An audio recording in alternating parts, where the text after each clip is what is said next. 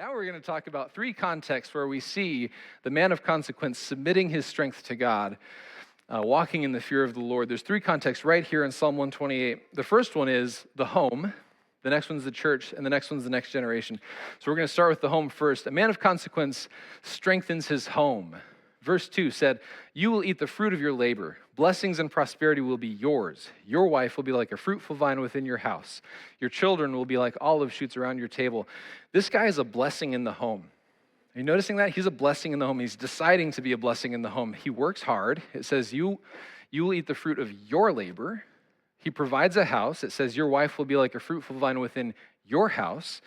He prepares a table. Your children will be wild or like olive shoots around your table. This guy knows how to hustle and work hard and affect blessing in his home. And I love the garden imagery in here, the young olive shoots and the fruitful vine. I think that's really cool because I think there's a few things we know about young olive shoots and fruitful vines. And so I think that imagery, that wording kind of sheds light on some of what is the work in the home as the man of God, as the man of consequence is going to try and strengthen his home.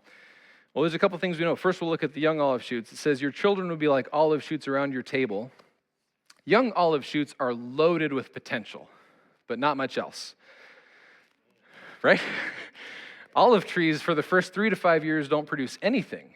And children, similarly, are bundles of potential, but they're terrible at everything, right? Can't drive a car. They're utterly unemployable. They spill stuff. They're clumsy. Have you seen their artwork? It's a mess. It's like people are as big as buildings. I'm just joking. I love my kids' drawings. But there's not much fruit coming, not comparatively, there's not as much fruit as there would be later. So for the first 3 to 5 years of an olive tree's life, there is no fruit. It only becomes fruitful after the first 3 to 5 years. But then it doesn't reach its peak for like 50 years. It doesn't reach its peak yield for 50 more years. And that only happens if a grower, if a gardener goes in there and intentionally shapes and nurtures and prunes and corrects and like nurtures this thing to be its most fruitful self. And so you can probably see the parallel. You've met these people. You've met these young people. You've met these 18 to 25-year-olds who it's like, dang, you are like a beacon of joy and positivity, and you got your kind of act together a little bit, at least. You're very respectful, very honoring. You're a delight to be around. And I suspect that some nurturing went into that, some shaping went into that. I can even kind of picture the grower in that garden being intentional with that and bringing that fruitfulness to its maximum yield. And you've met maybe the opposite too, where it's like, man, I don't know, there's not much fruit growing here. Unkept wild olive trees produce a relatively small yield. They grow kind of thistly and sticky and hard, not really great to be around. And the small amount of fruit that they do yield is kind of bitter. It's not good for anybody's enjoyment. So a man of consequence takes seriously the responsibility to prune and to nurture his young olive shoots so they'll be maximally fruitful. In other words, he disciplines his children and shapes Christ's character and kingdom culture into them. He stewards and develops their potential. He stewards the responsibility, something given to him by God that God wants a good return on. He develops the potential of his young olive shoots. Kids need a lot of stuff. They need structure. They need consistency. They need your attention, your affection, your grace, your encouragement. Maybe the least popular thing to talk about that kids need is discipline. And that's what we're going to talk about right now. So, guys, I know discipline can be kind of a polarizing, hot-button issue in today's society. I'm not going to tell you like a how-to in parenting. I don't believe that there is one right way to discipline a child. I think every child's different and needs different things. And I know that it can be off-putting to hear or talk about discipline. So what I'm going to try to do is just kind of a brief survey of some of the concepts in the Bible about discipline for your consideration.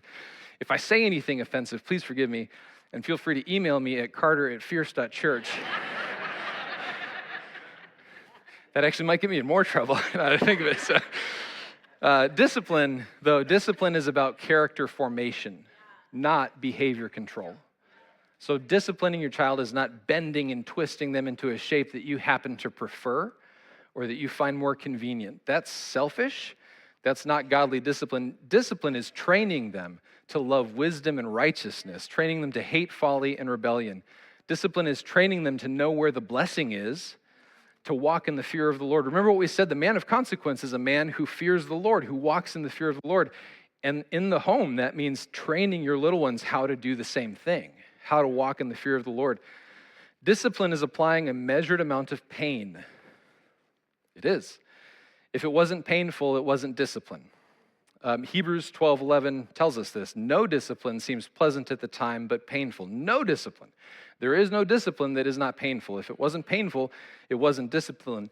Later, however, it produces a harvest of righteousness and peace for those who have been trained by it. That's what we're after, right? With our young olive shoots, that's the fruit that can grow. They could produce this awesome harvest of righteousness and peace that'll bless them for the rest of their lives and everybody that they come in contact with if we're intentional to shape and to nurture and to discipline them as they go.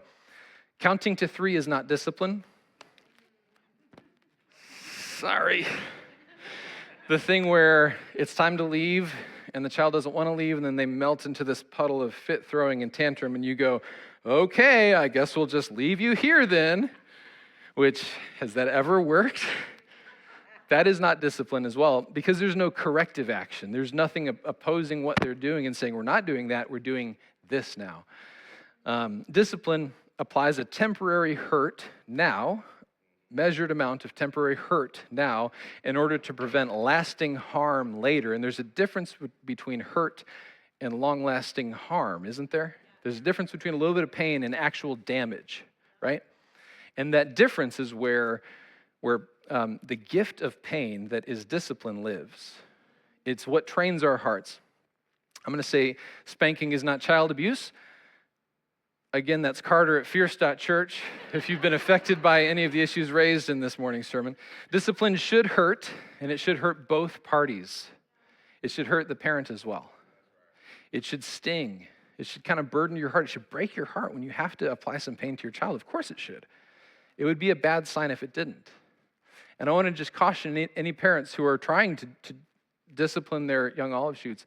If you've grown calloused or numb toward applying discipline to your child, I want to challenge you to pause the discipline, reschedule that discipline session, go have a quiet time with the Lord, and ask Him for a fresh and tender heart, because it should burden your heart.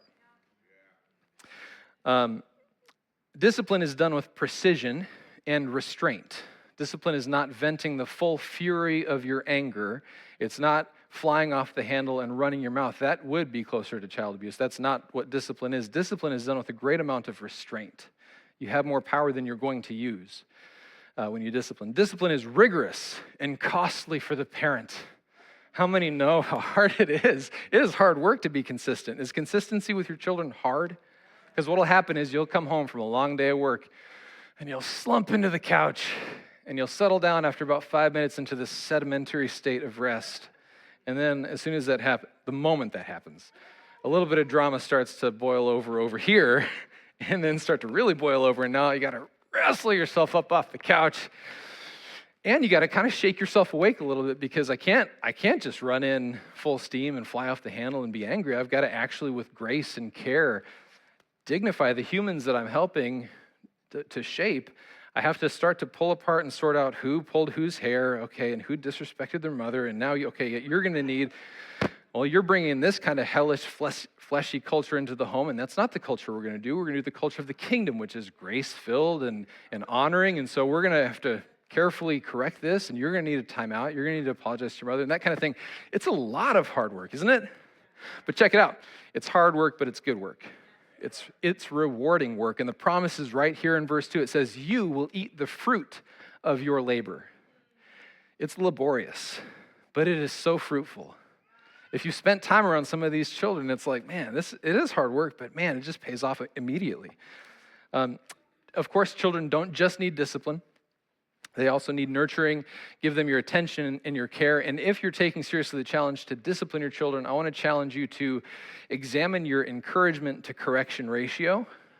So it should be at least 5-1, at least, if not like 1,000-1. For every one thing that you're like, we got to correct this, we got to stop doing this, you're telling them 1,000 things where, hey, here's where you're awesome. Here's where you're killing it. You're doing it right. I'm so proud of you here and here and here. When you do this, you look like Jesus. This is awesome. It's going well. right? So examine that as you go. But a man of consequence knows when to be firm and when to be tender. And on the subject of tenderness, let's talk about wives. We're going to talk about the fruitful vine. In verse 3, it says, your wife will be like a fruitful vine within your house. We know some, I love, again, the garden imagery. We know what to do with young olive shoot. What we know to do with a fruitful vine is a fruitful vine needs less pruning and more harvesting and enjoying and delighting in. I got a chance to go pick blueberries on vacation. We have a picture of us picking blueberries there, some of our family picking some blueberries. It was awesome. We got to visit my wife's Uncle Pete and Aunt Cheryl. And while we were with them, Aunt Cheryl, one of her neighbors grows blueberries, and the neighbor was out of town and had asked Cheryl if while she was gone, would you please go pick these blueberries? And we got to go. It was awesome. We rode on a boat across the lake and then got off and got to pick blueberries. It was amazing. I ate more blueberries than I think we sent her home with. But what I came to understand was that it wasn't like, hey, feel free to come by and pick some blueberries. It was like, will you please do this? It was like, I'm going to be out of town. Can you let my dogs out? Can you come harvest the blueberries? Because apparently the fruitfulness of the bush depends on regular harvesting. And so if you leave ripe blueberries on the bush, what will happen is they'll just sit there and they'll begin to rot. That can turn into disease, that can attract pests. Somehow it stifles the flow of nutrients to produce more fruit, so the fruitfulness for that whole bush for the whole season will be diminished if you don't regularly harvest the blueberries. And maybe you see where I'm going with it. Our fruitful vines of wives, enjoying the harvest makes the vine maximally fruitful. And it's part of what we've been entrusted with. We've been men, fathers, husbands, we've been entrusted with these beautiful, fruitful vines that the Lord expects us to steward and to maintain and to be the grower in the garden, helping to look over that. So your spouse will bloom and flourish as they see you enjoying them. Can I tell you one of the biggest secrets? Actually, it works both ways. Spouses, can I tell you one of the biggest secrets of having an enjoyable spouse? You ready? It's enjoying your spouse. That's it. It's not just that. It's more than that for sure, but it's not less than that, right? Just like raising great children is more than just disciplining them, but it's not less than discipline. Get the foundational first things in first, and the rest of it will flow. Sometimes enjoying the harvest, harvesting the fruit of the fruitful vine and enjoying it, letting your wife see you delight in her, is having a meaningful conversation with her more often than you are. And I'm taking this myself. So scheduling some couch time. Listen, a man of consequence can have a meaningful and pleasant conversation with his wife about more than just the kids or the groceries or the yard work or the errands, right? There's times where you can pull apart and you can see, the two magic words you can use, man, are what else? As you're having a conversation and you suspect this might become a meaningful conversation. What else? Yes. Okay, I understand. What else? Tell me more. Surely there's not more to this story, but I'll ask again just in case. What else? And before you know it, you might have just had a meaningful conversation with your spouse. That could go great. If you've mastered the what else, you could try, how does that make you feel? It's riskier territory, but try it. And then maybe the highest risk is, what do you think the Lord might be doing in that scenario? The thing you want to avoid doing is trying to solve any of the problems that come up. So she might hand you a problem, and the temptation is I'll come in and help fix this, which creates a lot more problems. So what you're trying to do is just hear and listen and win the girl. You're not trying to win the scenario that she's creating. You're trying to get to her heart and actually win her, right? Amen. As with children, be generous with your encouragement and your appreciation. So find with specificity, say not just, hey, you're great, but when you did this, it was awesome. And here's what it did for me and for the family. You were so awesome at this. Be generous with your praise and your appreciation. Don't, under any circumstances, curse the inheritance with comparison and discontentment. Don't meditate on and think about or even say out loud, my vine is not as fruitful as I wish it was, or as fruitful as theirs is. That will destroy your garden. Resenting your spouse is burning down your own garden, and it's about the most ungrateful and wicked thing you could possibly do with the good inheritance your Heavenly Father gave you. So fear the Lord and don't do it.